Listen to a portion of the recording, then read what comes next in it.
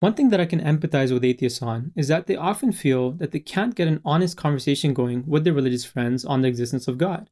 Because this is something that religious people at times can feel insecure about. When asked this question, they might just fold their arms and say that, of course we're certain about God because where else did everything come from? Without really stopping to think what certainty even means.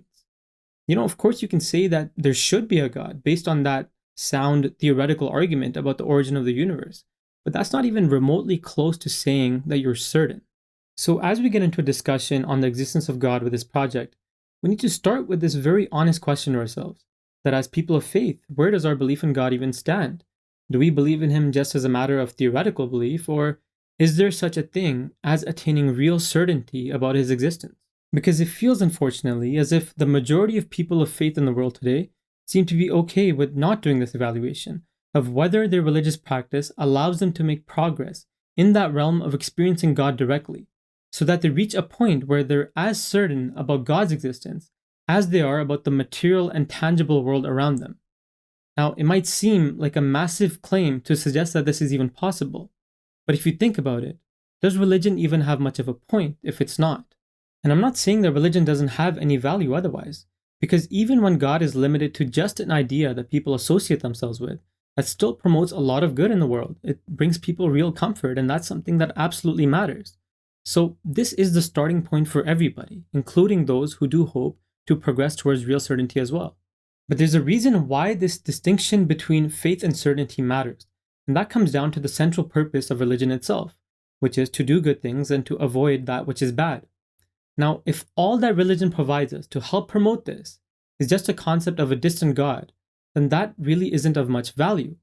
At that point, the atheistic criticism starts to make some real sense.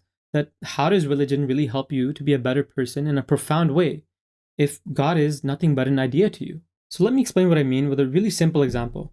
My fourth grade teacher used to say to us that pretend there's a hole in the back wall of a classroom and imagine that your parents are able to watch all of your actions through that hole. So of course, if you kept this in mind for a short period of time as a child, it helped you to be better behaved in that class. But as soon as you forgot it, you'd be right back to goofing off. If instead, let's say, that your parents were to actually visit that classroom and they sat at the back the whole time, your behavior would automatically be improved without even having to think about it.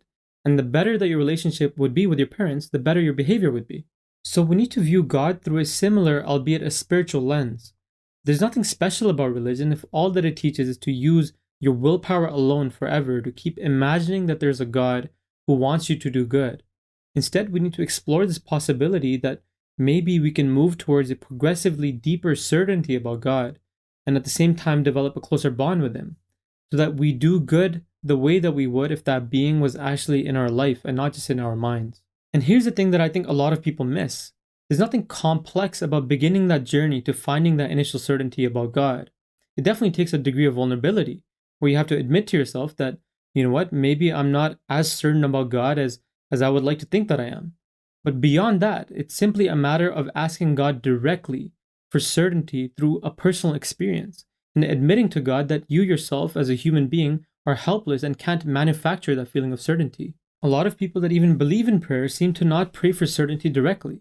It seems like there's a sense of taboo around that in some circles where it's taught to just close your eyes and to keep believing without ever even considering this possibility that you can ask God directly about His existence. So if you'd like to get a sense of what such experiences of acceptance of prayer can look like, you can visit our website at reviewofreligions.org, and underneath the Existence Project, you can start to read through those experiences that people are writing about, where they followed their heart and that natural desire for certainty that we all have, and God responded to their prayers. As the Holy Quran says, "And as for those who strive in our path, we will surely guide them in our ways, and verily Allah is with those who do good."